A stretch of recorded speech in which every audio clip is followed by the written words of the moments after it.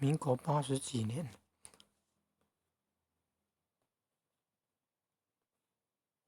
民国80年代初期啊，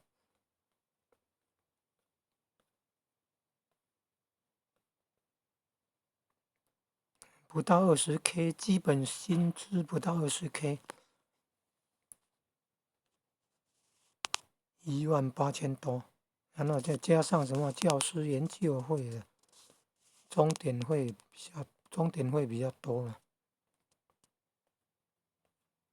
要教很多年段，教很多班级，改很多作业，改很多考卷。考完试后，改考卷都改到凌晨2、3点，还有家人帮忙，不然都赶不出来。还要算平均，还要登记啊。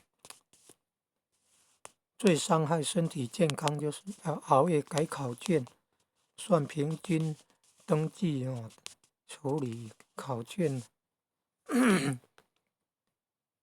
一个学期伤害三次健康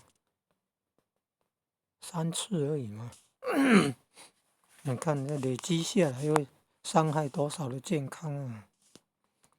真的是用健康换来的。上课中还要很操心呢，管秩序很辛苦的。教育政策变来变去的哦，不能权威统治，不能权威式的管教，很多辛苦，教起来很辛苦啊，久了就是伤害身体健康。